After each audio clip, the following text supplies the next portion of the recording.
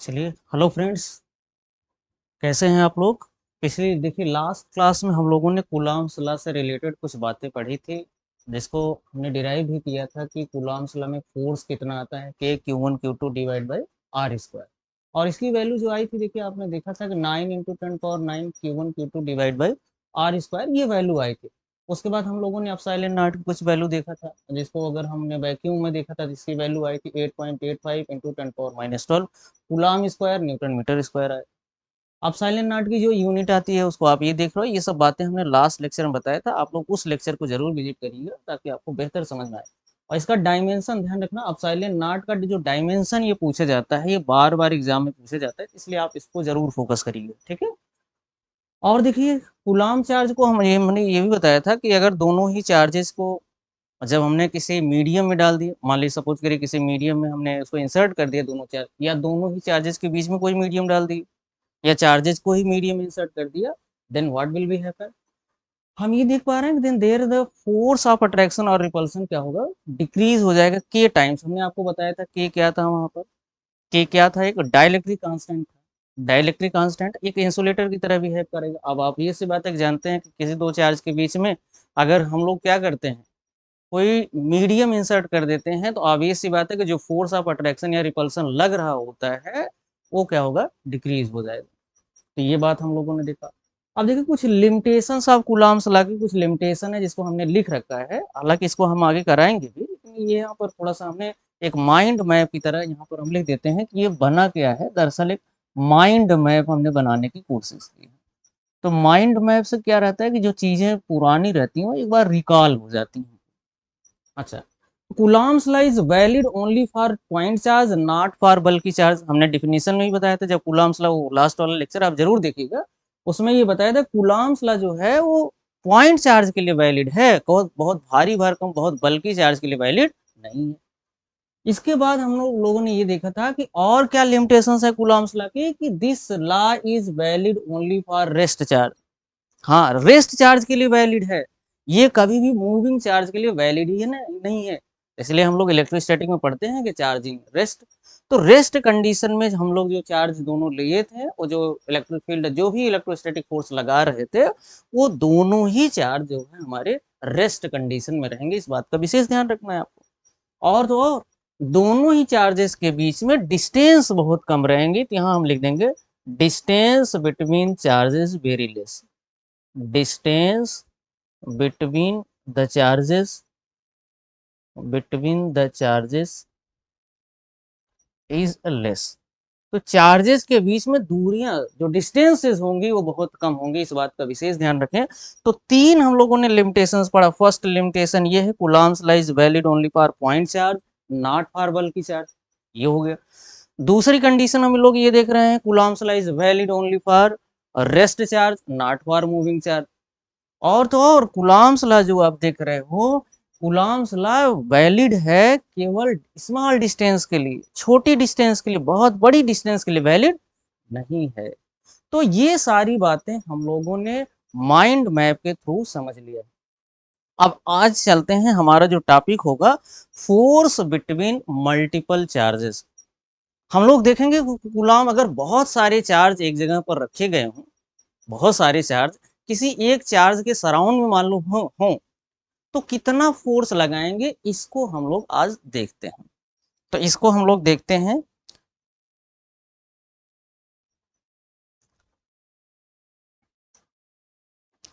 तो इसको देखते हैं कि हम हेडिंग डालेंगे, हमारा हेडिंग जो न्यू हेडिंग होगी, force between multiple charge system, या इसी को हम क्या देते हैं, क्या इसका नाम होता है, super position principal.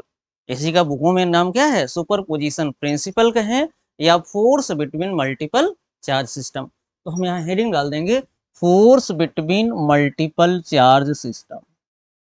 Force between force between multiple charge system, multiple charge system, multiple charge system. अगर बहुत सारे चार्ज एक चार्ज के सराउंड में हो तो क्या हो सकता है, उसी चीज को हम लोग देखेंगे। अगर बहुत सारे चार्ज, लेट से मान लीजिए कि हमारे पास ये चार्ज है, this charge is Q not. Q not charge है, और इसके सराउंड में हमने ले लिया एक चार्ज, देख रहे हैं यहाँ पर Q1 चार्ज ले लिया, और दूसरा चार्ज हमने जो लिया है this is Q2 and this is Q3। ऐसे ही ऐसे हम कह रहे हैं Qn चार्ज ले लिया हमने। कितने चार्ज? Q1, Q2, Q3 और Qn चार्ज लिया है हमने।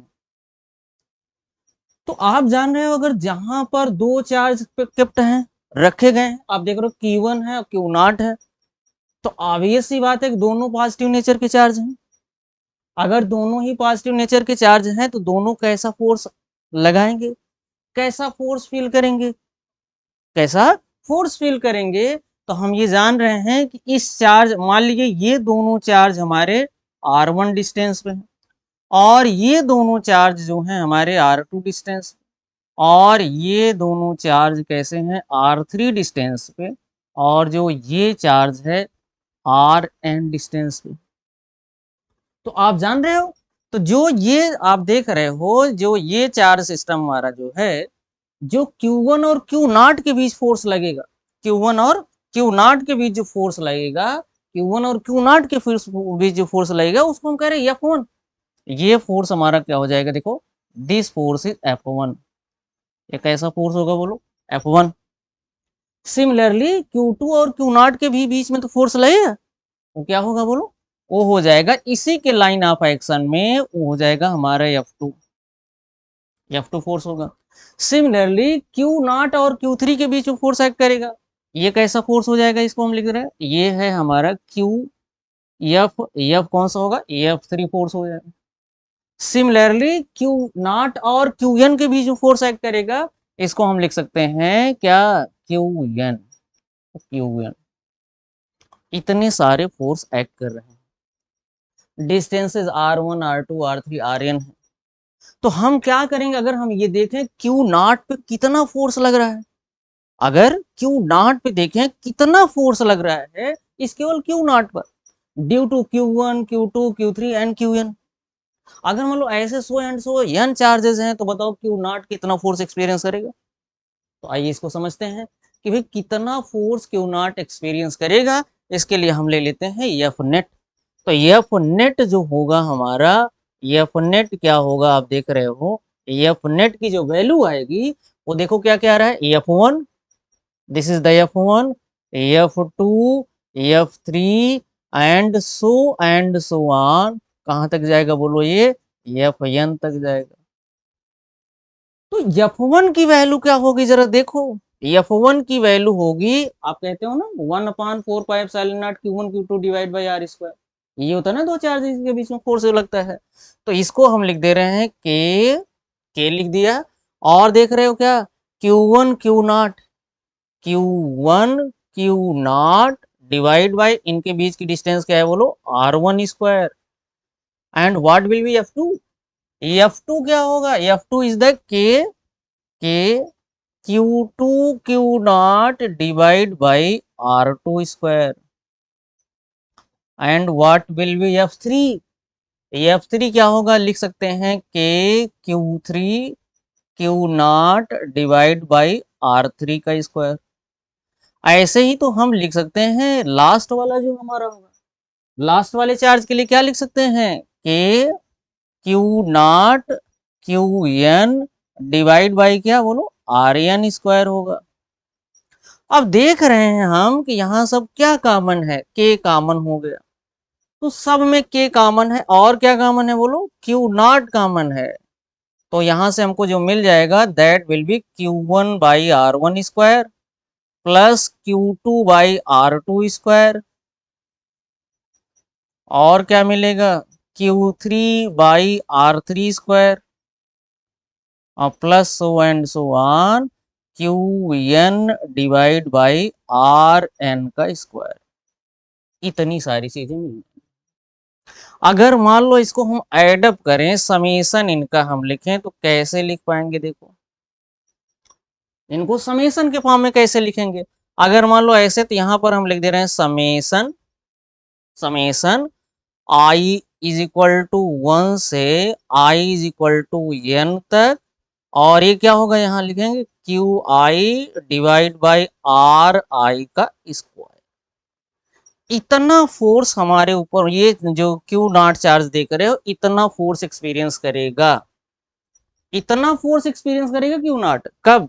जब अगर Q1 Q2 Q3 Qn इस तरह से n नंबर ऑफ चार्जेस अगर क्यू नॉट के ऊपर एक्ट कर रहे होंगे, देन क्यू नॉट भी experience such type of force. तो आप देख रहे हो जो एफ नेट की वैल्यू हमको मिलने जा रही है, this will be equal to the, जो एफ नेट की हमको वैल्यू मिल रही है, ये क्या मिल रही है, यही तो मिल रही है, आप देखो।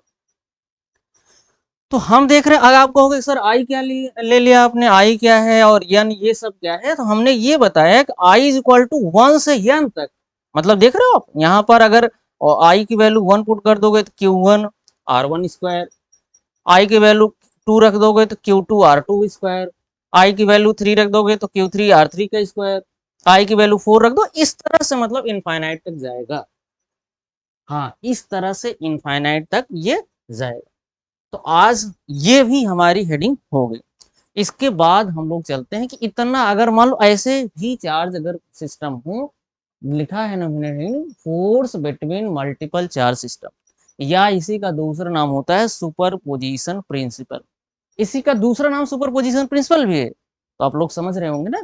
तो आगे हम लोग बढ़ लेते हैं कि अगली जो हमारी हेडिंग होगी उसको हम लिखेंगे limitation of Coulomb's law. Coulomb's law की क्या लिमिटेशन है, उसके बाद हम लोग देखेंगे कि Coulomb's law in vector form. ये सारी चीजें एग्जाम में बहुत ज्यादा आती हैं, ये एग्जामिनर के बहुत फेवरेट टॉपिक हैं, इनको समझिए आप। फिर उसके बाद हम लोग देखेंगे कि कूलॉम्स लॉ पे कैसे कैसे क्वेश्चन बने हुए हैं अभी तक, हमारे प्रीवियस ईयर में कैसे क्वेश्चन बने हैं, प्रीवियस ईयर में कैसे क्वेश्चन आए हुए हैं, उनका नेचर क्या रहा है। तो इन सब सारी बातों को हम लोग डिस्कस करेंगे। तो आइए सबसे पहले हमारी हेडिंग होगी लिमिटेशंस ऑफ कूलॉम्स लॉ, जिसके पहले हमने थोड़ा बहुत माइंड मैप पे डिस्कस किया था अभी। तो हमारी हेडिंग होगी लिमिटेशंस ऑफ कूलॉम्स लॉ। तो हम लोग हेडिंग डाल लेते हैं लिमिटेशंस ऑफ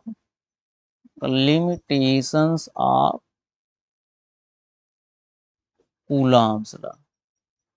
किसके लिमिटेशन बोलो? कूलॉम्स लॉ के limitation,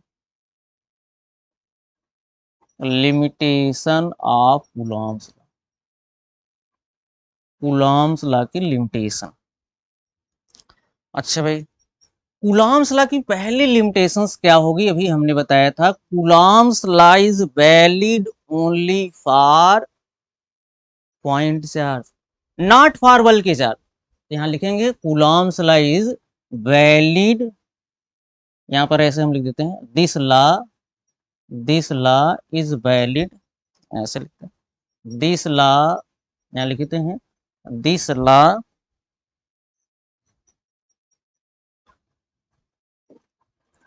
this law is valid, this law is valid only for what? Only for point charge, only for point charge, not for bulky charge, not for bulky।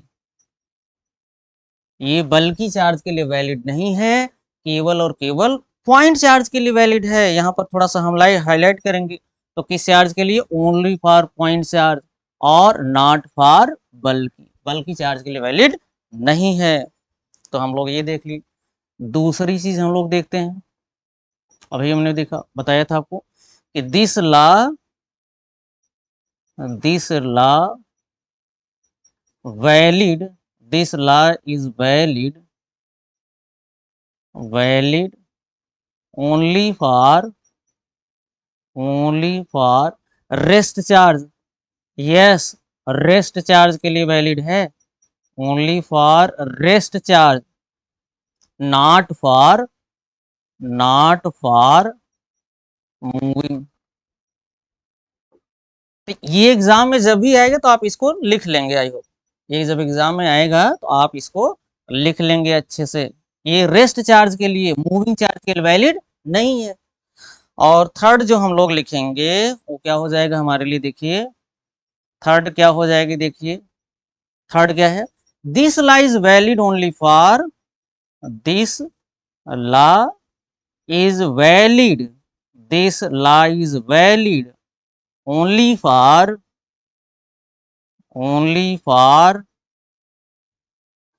Small distance small distance के लिए ही ये valid है। तो आप देखो ये तीन तीन इसकी लिमिटेशंस बहुत ज्यादा पूछी जाती हैं, इसलिए हमको अवेयर रहना है कि जब भी पूछे कि लिमिटेशंस ऑफ कूलॉम्स लॉ, तो कूलॉम लॉ की लिमिटेशंस क्या क्या रही हैं, तो आंसर होगा Coulomb's law valid for point charge not for bulk charge, valid for rest charge के लिए, इसलिए तो इलेक्ट्रोस्टैटिक नाम चैप्टर का पढ़ा है, रेस्ट चार्ज के लिए वैलिड है, मूविंग चार्ज के लिए वैलिड नहीं है। This charge is valid only for small distance, यहाँ लिख दे रहे हैं नॉट फॉर बिग डिस्टेंस, या ऐसे लिख दीजिए कोई दिक्कत नहीं है। तो ये this law is valid only for small distance. तो हमने ये सारी बातें यहाँ पर हाईलाइट कर दी, देख लिया। इसके बाद हम लोग चलते हैं कि Coulomb's line vector form, most important topic रहेगा वो हमारा, Coulomb's line vector form most important, note कर लीजिएगा, अपने नोट्स में बनाइए, तो वहां लिखिएगा BIMP, वेरी इंपॉर्टेंट।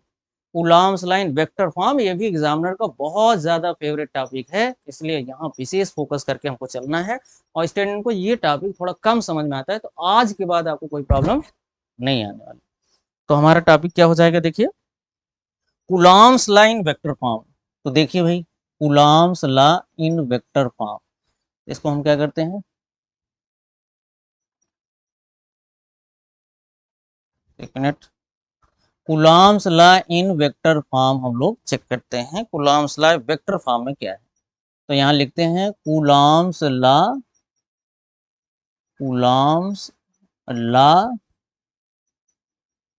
इन vector form, most important topic है, in vector form. Vector form में कूलॉम्स लॉ क्या होगा, ये इंपॉर्टेंट टॉपिक है, इसको विशेष फोकस करना है, बार बार हम यहाँ पर जोर दे के कह रहे हैं, बार बार फोकस करना है आपको।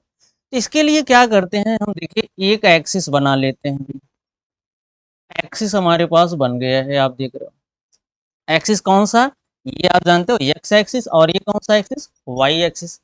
अब हम क्या कर रहे हैं, यहाँ पर दो पॉइंट चार्जेस कैप्ट कर रहे हैं, ये दो पॉइंट चार्जेस आप देख रहे हो, ये है दो पॉइंट चार्जेस हमने एक्स वाई कोऑर्डिनेट बना लिया है, उसमें हमने दो चार्जेस रख दिए हैं। वो चार्जेस कौन कौन से हैं, देखो वो चार्जेस हैं Q1 और वो चार्जेस हैं Q2। अब देखिए पोजीशन वेक्टर हमको लेना है, पोजीशन वेक्टर क्या होता है, वो ओरिजिन से ही पास करते हैं वो वेक्टर, पोजीशन वेक्टर। तो हमने क्या किया, इनकी जो डिस्टेंस है वो ले लिया है, डिस्टेंस देखिए ये डिस्टेंस हमने कंसीडर कर लिया, दिस डिस्टेंस इज R1, क्योंकि ये पोजीशन वेक्टर ले रहे हैं तो यहाँ पर बार लगाना नहीं भूलना है। अच्छा जी, और ये डिस्टेंस हम ले रहे हैं, दिस डिस्टेंस इज R2, दो हमारे पोजीशन वेक्टर हो गए हैं। अच्छा जी, वेक्टर है तो इनकी डायरेक्शन भी होगी, डायरेक्शन लगा दिया। अच्छा, और तो और ये दोनों चार्ज जो रखे गए हैं ये तो कुछ डिस्टेंस पे रखे गए होंगे भैया, कुछ डिस्टेंस है इनके बीच, इन चार्जेस के बीच में, और वो डिस्टेंस क्या है, आइए हम देखते हैं। अगर मान लीजिए ऐसा भी हो सकता है से हम Q1 से Q2 की डिस्टेंस मेजर करें, अगर हम Q1 से Q2 की डिस्टेंस अगर हम मेजर करें, तो हम क्या देख पाएंगे, इस चार्ज को हम लिख रहे हैं, अगर यहाँ पर Q2 लिख रहे हैं चार्ज, कौन सा चार्ज, Q2 चार्ज अगर हम लिख रहे हैं, तो हम क्या देख पा रहे हैं, देखिए अगर हम Q2 लिख रहे हैं, सेम कलर ले लेते हैं चार्जेस का, अगर मान लीजिए ये हम Q2 लिख रहे हैं, तो अगर मान लो Q1 से Q2 की तरफ जा रहे हैं तो डिस्टेंस हम लेंगे R12, हाँ R12 वेक्टर होगा। अगर 2 से 1 की तरफ अगर हम मेजर करेंगे, this distance will be R21, हाँ वेक्टर का खेला है, सब सब वेक्टर का कॉन्सेप्ट यहाँ पर है, इसीलिए ये टॉपिक थोड़ा सा बच्चों को कम समझ में आता है, लेकिन हम ये आपको पूरी कोशिश करेंगे कि आपको ये टॉपिक बेहतर ढंग से क्लियर हो पाए।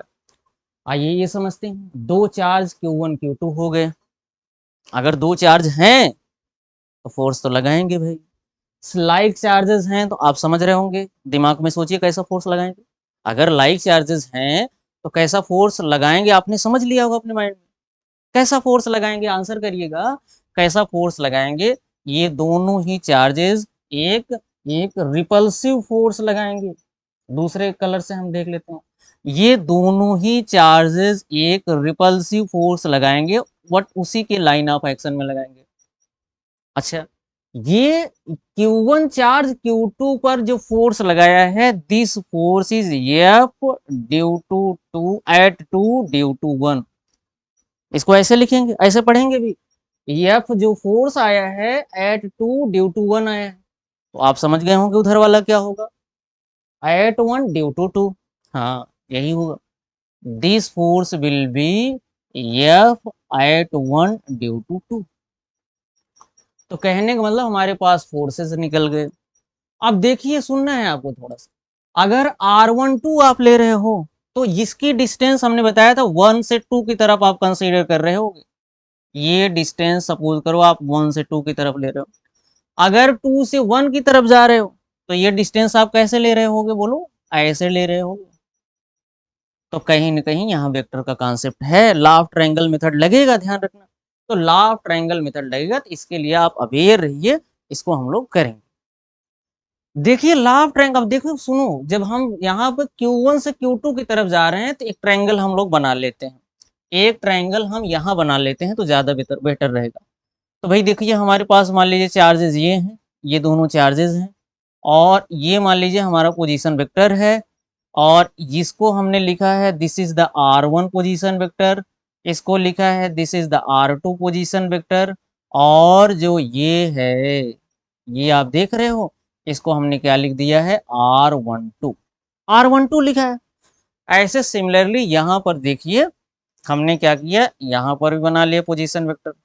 पोजीशन वेक्टर बनाया, ये हमारा R1 पोजीशन वेक्टर है, this is the R2 position vector, ये R2 पोजीशन वेक्टर है, और जो इधर की डिस्टेंस है, इसको ले रहे हैं हम R21। अच्छा, ये हो गया R1 position vector, R2 position vector, R12। कहने का मतलब कुल मिला के इसी को हमने उठा करके यहाँ रख दिया। R1 पोजीशन वेक्टर यहाँ है, R2 पोजीशन वेक्टर यहाँ, R12, ये R12 कौन सा है, ये वाला जो आप देख रहे हैं, और फिर R21 कौन सा है, ये वाला देख रहे हैं। अब इसके बाद हम लोग क्या करते हैं कि यहाँ पर थोड़ा सा लॉ ऑफ ट्रायंगल मेथड समझते हैं। अब देखिए, लॉ ऑफ ट्रायंगल मेथड से ये कहा जाता है, वेक्टर एडिशन के लॉ ऑफ ट्रायंगल मेथड में आप लोग जानते होंगे, नहीं जानते होंगे तो समझ लीजिए कि भाई देखिए, अगर मान लीजिए ये वेक्टर R1 है, और ये R12 वेक्टर है, और ये क्या है बोलो, R2 वेक्टर है, तो हम यहाँ लिख पाएंगे, क्या लिख पाएंगे, देखिए हम यहाँ लिख पा रहे हैं कि भाई देखिए, R1 position vector plus R12 position vector will be equal to R2। क्यों? क्योंकि आप देख रहे हो R1 पोजीशन वेक्टर की डायरेक्शन इधर है, R12 पोजीशन वेक्टर की डायरेक्शन ये है, और जो थर्ड साइड होनी चाहिए वो लॉग करना चाहिए। क्योंकि लॉ ऑफ ट्रायंगल मेथड में आपने पढ़ा है कि अगर मान लीजिए जिस डायरेक्शन में हमारे दोनों वेक्टर जा रहे हैं, जो रिजल्टेंट वेक्टर होगा, जो रिजल्टेंट वेक्टर होगा लॉ ऑफ ट्रायंगल मेथड के अकॉर्डिंग, वो क्या करेगा, इन दोनों वेक्टर को लॉग करना चाहिए उसकी एंटी क्लॉकवाइज। मान लीजिए जैसे ये इस डायरेक्शन में जा रहा है, ये क्लॉकवाइज डायरेक्शन, ये भी क्लॉकवाइज डायरेक्शन, तो ये कैसा जाना चाहिए था, ये एंटी क्लॉकवाइज है भी। आप देख रहे हो इसकी डायरेक्शन ये, इसकी डायरेक्शन ये, बट इसकी डायरेक्शन ये है। क्योंकि जानते हो लॉ ऑफ ट्रायंगल, ट्रायंगल मतलब थ्री साइड्स बननी चाहिए, थ्री साइड तो बन रही है, दो साइड तो आप रेगुलर साइड इनके ले लिए, लेकिन जो थर्ड साइड होगी वो अपोजिट साइड होगी, तो हमने ये लिख दिया। अब देखो यहाँ पर R12 को हम क्या लिख सकते हैं, what will B R12, R12 को लिख सकते हैं R2 position vector minus R1 position vector, ये लिख दिया, ये लिख दिया है हमने, देखिए ये हमने लिख दिया है। अब इसको हम एक बॉक्स में बंद कर देते हैं, ठीक है, आगे बढ़ लेते हैं, एक बॉक्स में बंद कर लेते।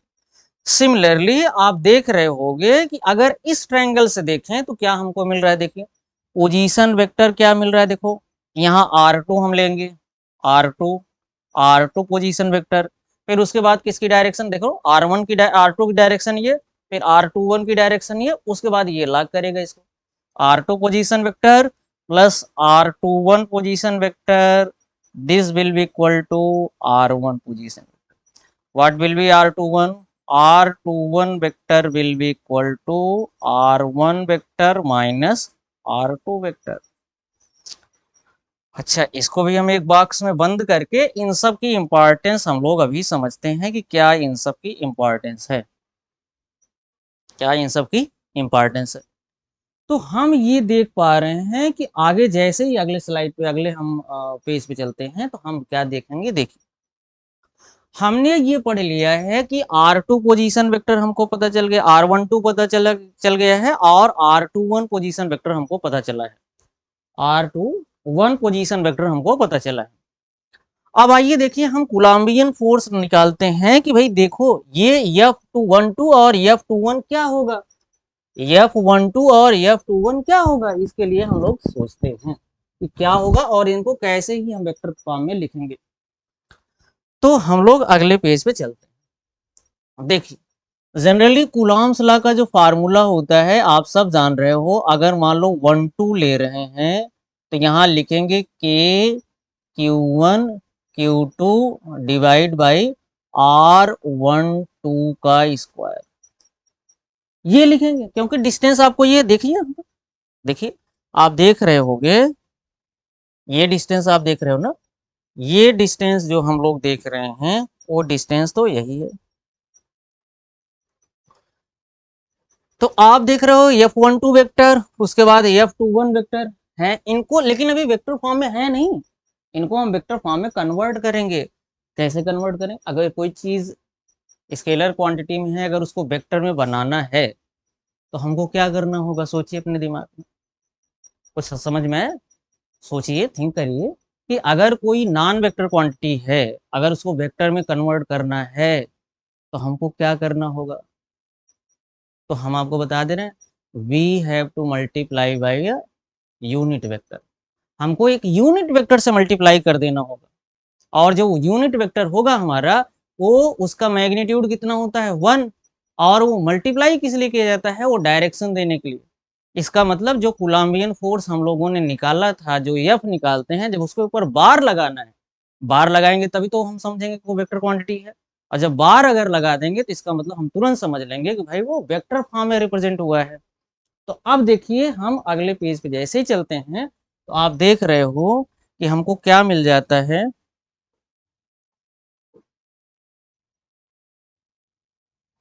चलिए, ये F12 हमने लिखा था। अब अगर इसको वेक्टर फॉर्म में लिखना है तो ऐसे लिखेंगे हम, वेक्टर फॉर्म में ये लिखा हमने। उसके बाद यहाँ पर हम यूनिट वेक्टर R12, ये देखो मल्टीप्लाई कर दिया हमने। अब ये देखिए वेक्टर फॉर्म में कन्वर्ट हो गया पूरी तरह से।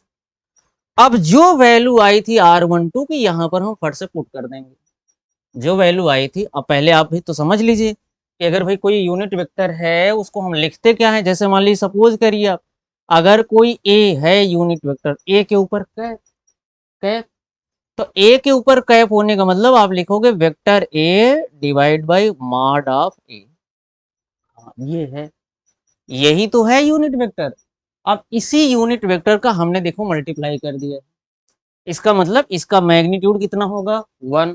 इसकी डायरेक्शन क्या होगी, ये डायरेक्शन रिप्रेजेंट करने के लिए तो है, क्योंकि इसका मतलब पहले कोलम्बियन फोर्स में जो फोर्स मिल रहा था हमको, वो डायरेक्शन नहीं रिप्रेजेंट कर रहा था, उसको डायरेक्शन देने के लिए हमने एक यूनिट वेक्टर मल्टीप्लाई किया है।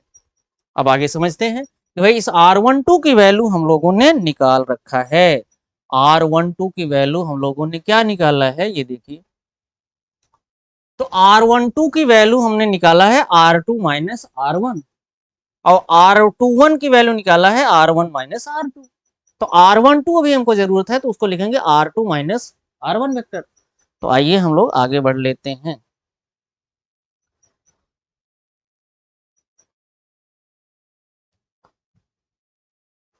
हाँ देखिए यहाँ पर, अब मान लीजिए ये आप लिख रहे हो, तो ये क्या मिल रहा है आपको, के Q1 Q2 divide by R12 square.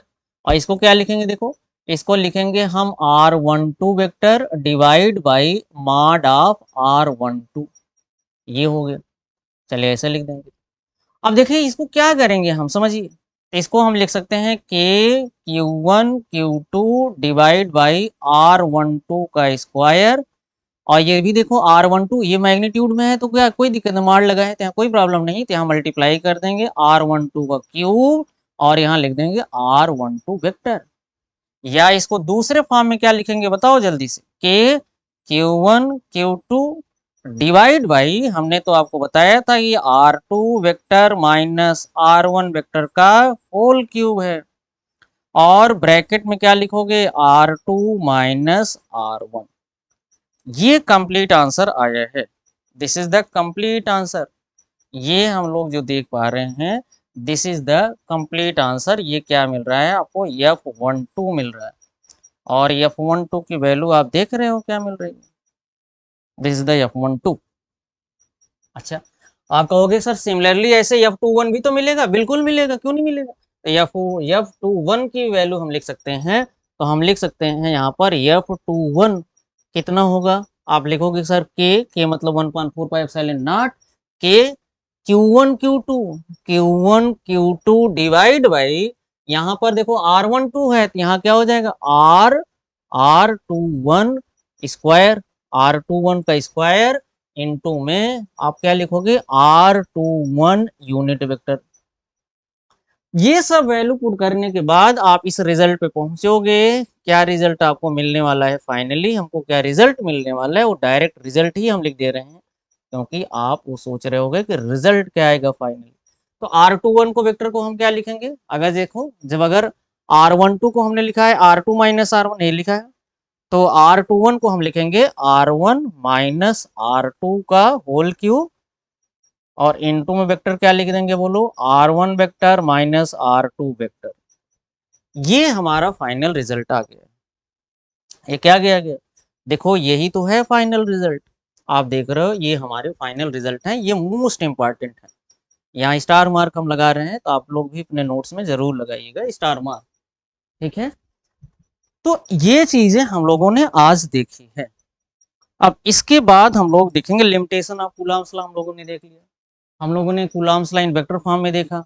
अब इसके बाद हम लोग चलते हैं, हमारा टॉपिक होगा, क्या होगा देखो, equilibrium of suspended point charge system.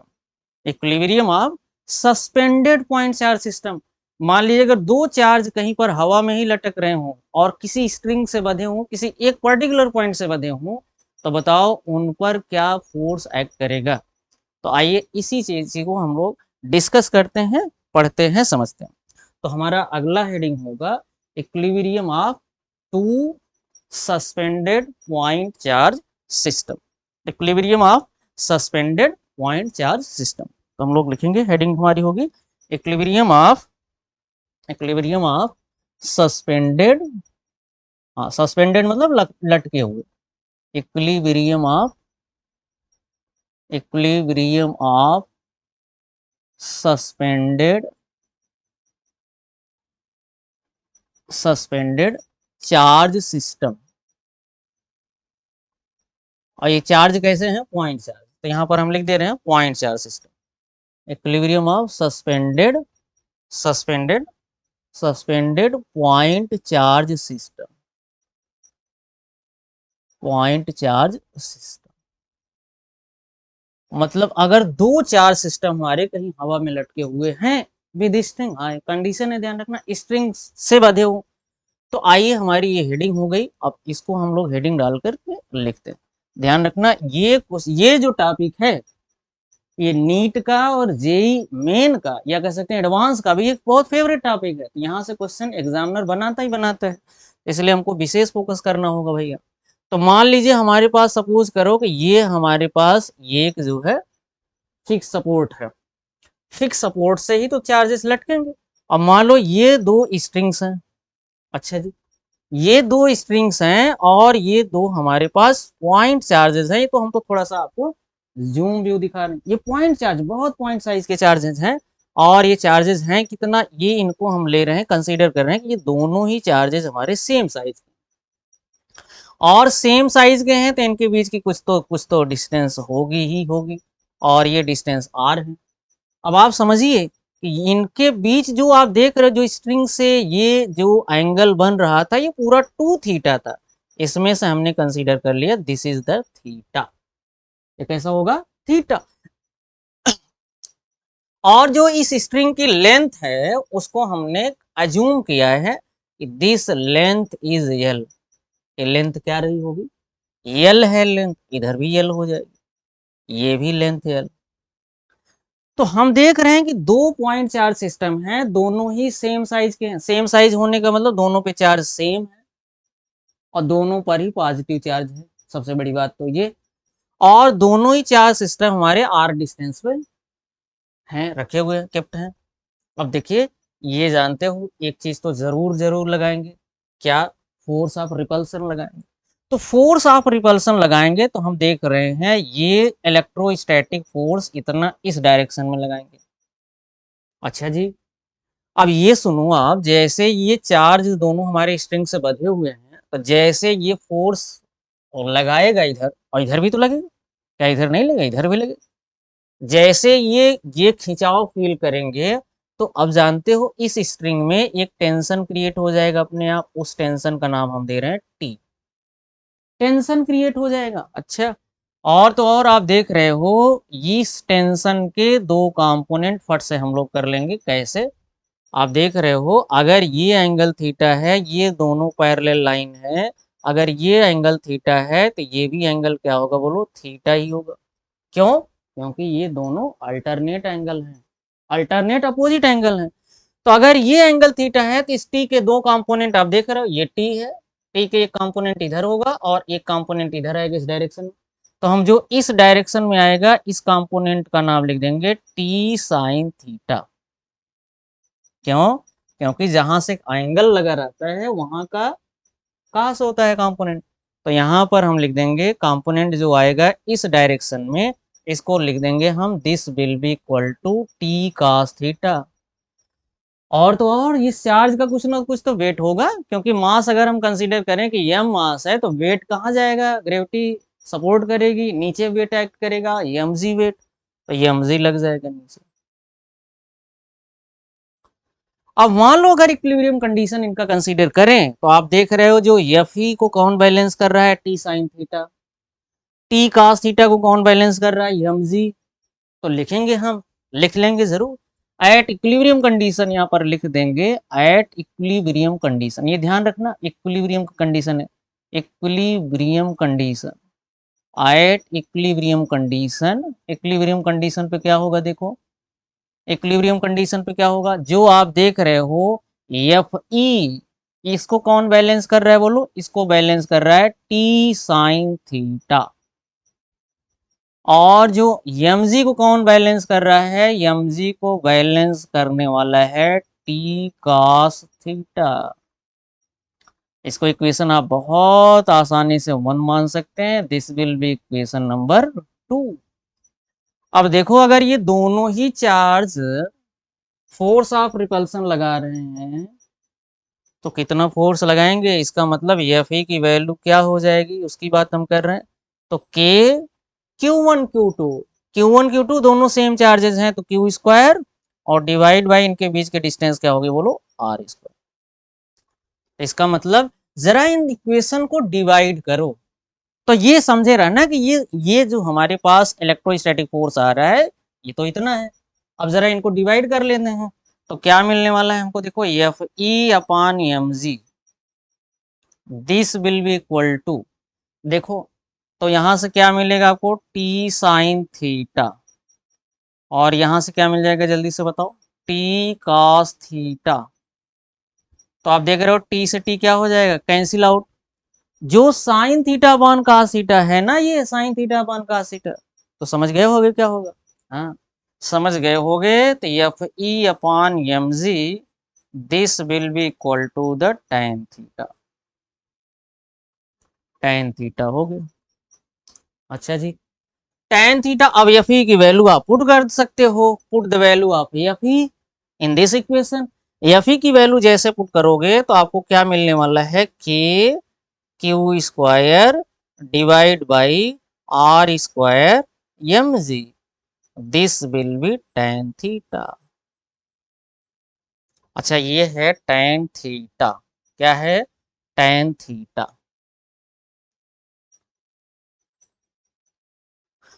तो हमको tan थीटा मिल गया। आपको एक बात बता दें कि जो ये चार्जेस के बीच में एंगल होता है ना, ये बहुत छोटा होता है।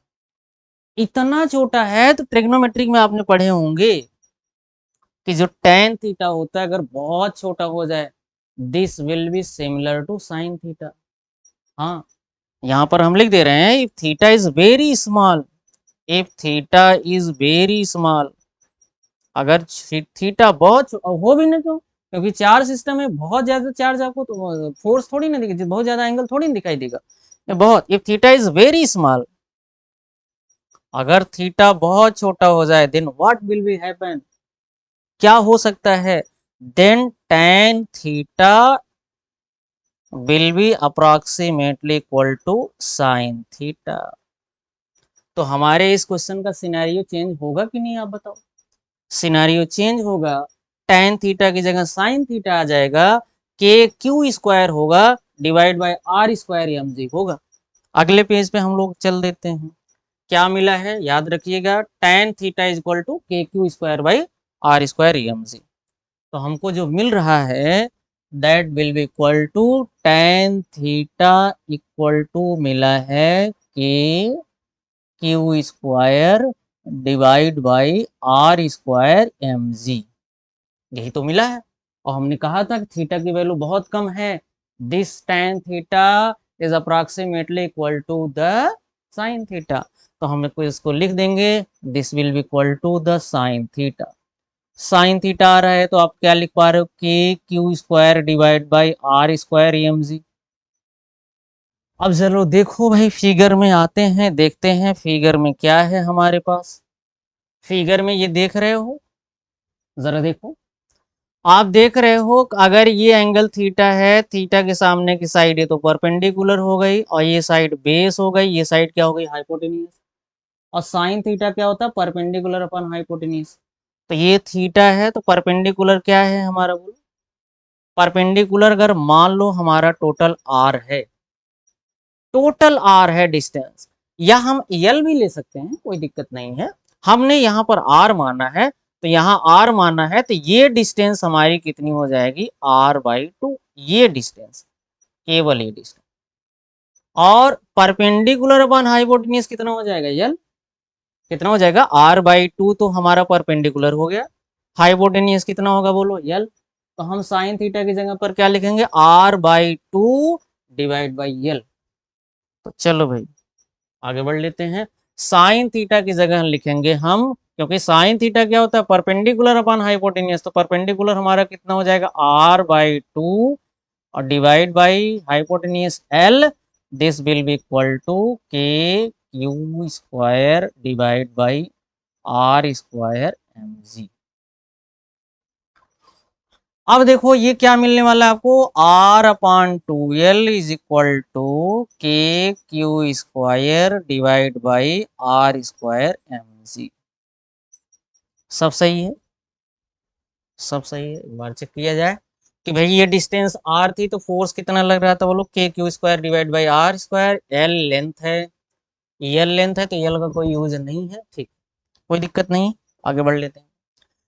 तो आप ये देख रहे हो कि अगर हम इसमें से कोई भी चीज निकालना चाहें, देखिए हमारे पास के क्यू स्क्वायर है, चार्जेस हैं, आर है, ये है, अगर हम मान लो यल हमको निकालना या आर ही निकालना है, तो कुछ भी इसमें से हम निकाल सकते हैं। अगर मान लो इसको हम सॉल्व कर दें for L, solve for L, यहाँ पर हम लिख दे रहे हैं सॉल्व फॉर एल।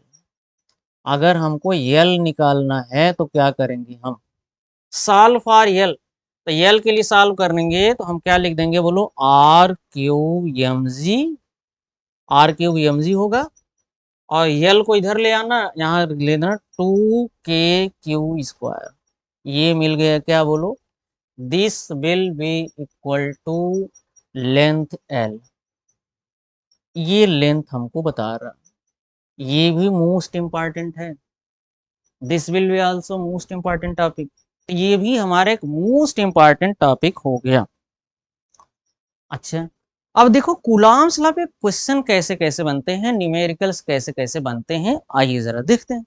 तो कूलॉम्स लॉ पे जो न्यूमेरिकल बनते हैं उसपे हम ये देख पा रहे हैं, कूलॉम्स लॉ में जनरली करता क्या है कि एक तो इक्विलिब्रियम पे क्वेश्चन बनते हैं, और ये सस्पेंडेड पार्टिकल सिस्टम में सस्पेंडेड चार्ज सिस्टम पे क्वेश्चन बनते हैं। और तो और अगर कोई एक स्क्वायर देगा या कोई एक रेक्टेंगल देगा, उनके कार्नर्स पे चार्जेस को रख देगा, किसी एक पार्टिकुलर चार्ज पर total net charge, net force पूछेगा, नेट कूलम्बियन फोर्स कितना होगा। या तो क्या करेगा, कोई ट्रायंगल बनाएगा, ट्रायंगल के वर्टेक्स पर क्या कर देगा, चार्जेस को पुट करेगा, पूछेगा किसी एक वर्टेक्स बताओ नेट फोर्स कितना होगा। ये तीसरी वैरायटी होगी। चौथी वैरायटी ये पूछ लेगा कि मान लो कोई स्क्वायर या रेक्टेंगल दिया होगा, चार्जेस उनके वर्टिसेस पे रखेगा, और एक चार्ज सेंटर पे पुट कर देगा, सेंटर पर, तो पूछेगा सेंटर पर नेट फोर्स बताओ। इतने सारे टाइप के क्वेश्चन आपके एग्जाम में अभी तक बने हैं, हमें नहीं लगता कि इससे बाहर क्वेश्चन बनेंगे। इनकी प्रैक्टिस हम जो है अलग से क्वेश्चनों की जब एक सीरीज हम लेके आएंगे तो क्वेश्चनों की सीरीज के माध्यम से करेंगे, तो वहां पर हम लोग इनको करेंगे। तो आई होप आज आपको लेक्चर खूब बढ़िया से समझ में आया होगा। अगर समझ में आ रहा है तो एक काम आपको करना होगा कि इस जो कंटेंट है इसको अपने दोस्तों के साथ क्या करना है, शेयर कर देना है, और चैनल को क्या कर देना है, सब्सक्राइब। नहीं किए हैं तो जाइए घर पे मोबाइल उठाइए और इसको, चैनल को सब्सक्राइब करिए और अपने फ्रेंडों को शेयर कर दीजिए। तो आज के लिए इतना ही हम रखते हैं, बाकी हम लोग जो है नेक्स्ट क्लास में डिस्कस करेंगे। Thank you.